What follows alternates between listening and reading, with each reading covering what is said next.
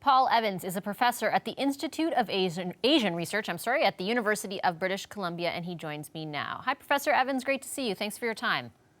Glad to be with you. I want to start off by asking you, Professor, a group of Canadian parliamentarians is going to China on Saturday to deepen business and people-to-people ties. Do you think that's a good idea, given what's happened over the last month, and particularly given that the fact that 2 Canadians are detained there? I think it's important that there be as many lines of contact with China now as possible. It's not a time to cut things off, but to open up channels of communication. This is a rough patch in the Canada-China relationship, and it's a rough patch that could last for a while. The Madam Meng affair, the Huawei decisions are going to make this a pretty difficult few months in the first part of this year. And so parliamentarians who can speak with some counterparts, who can get a sense of the mood in Beijing, I think it's valuable, and we wish them success and hope that they can get some progress on some of the hard issues that the 2 countries are facing. From where you sit, is it safe for them to travel there? And I ask you because we saw today, for example, the U.S. has updated its travel warning on China, urging, quote, increased caution. Well, I think caution is always appropriate, but I think for a parliamentary group, as for 99.9% of travelers, having wits about them, making sure that it's a good time to speak with counterparts, if they're professors or if they're parliamentarians. I don't think they have to worry about their safety. How effective they can be, well, we'll see what the mood of the country is and who they're actually able to speak to. The detainment of Michael Kovrig and Michael Spavor, I think, has certainly spiked Canadians' interest in China, and particularly the stakes China has in so many parts of the world. You say 2019 is emerging as the year of global China. What do you mean by that? Well, China has been a presence in the world in many ways, diplomatically, economically, culturally, for a couple of decades. What has changed is that by the year 2019, we're all aware that there's a new element of that Chinese presence, and it's what my students like to emphasize as the word innovation. 5 years ago, we asked the question, why can't China innovate? Is it because of limitations in their political system or their economic and their corporations, economy and their corporations? The question we're now asking is, why is China able to innovate so effectively in many new areas that are crucial to a global economy and the new technologies of the 4th Industrial Revolution?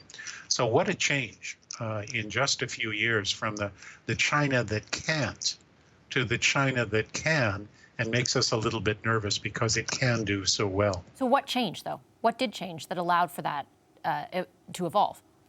Well, I think partly it is technology, contacts with the outside world. Some of those that have taken technology and ideas in a legal way. Some of them that were stolen technologies and other things. China has a technological base, and for the last decade has been ramping up its research and development capabilities, the scientists, the engineers, the people that are the backdrop to technological innovation.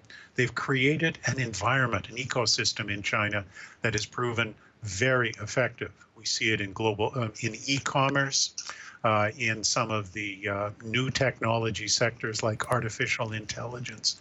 They've got something they've put together that it actually authoritarianism with Chinese characteristics gives them some advantages. And I think it's that is causing fear in the United States and in some other countries, including sometimes in Canada. Yeah, especially right now, I imagine. Is that fear warranted from your perspective? And how would you describe the fear? Like, what should we be nervous about? Well, I think here in Canada right now, we're wrestling with Madam Meng and her arrest here in Vancouver.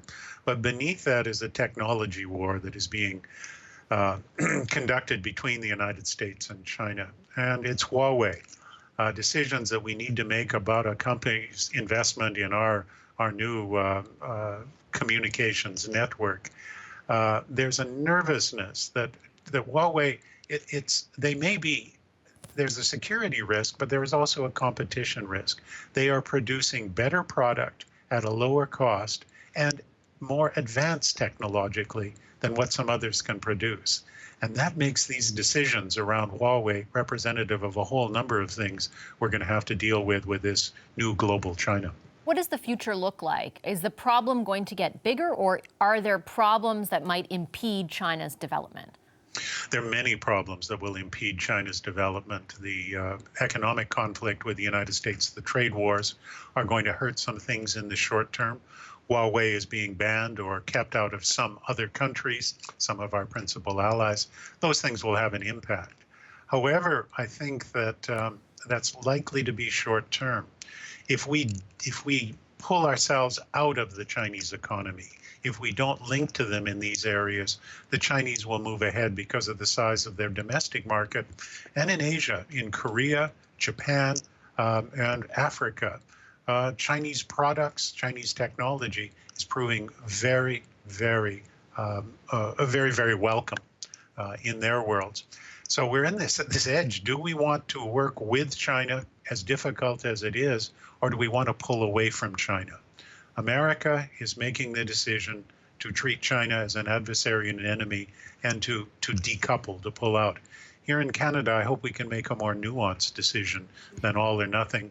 Do you restrict them in some areas, cooperate in others? Yeah, I want to ask, so do you think that nuance is possible? And I feel like we have been talking about, especially where trade is concerned, that whole idea, you know, talk to them about human rights, but at the same time pursue greater trade with them. Now we have a situation that affects Canadians very specifically. We have 2 Canadians detained there. We don't know what the future holds from them, a legal process that's unfolding that is very opaque.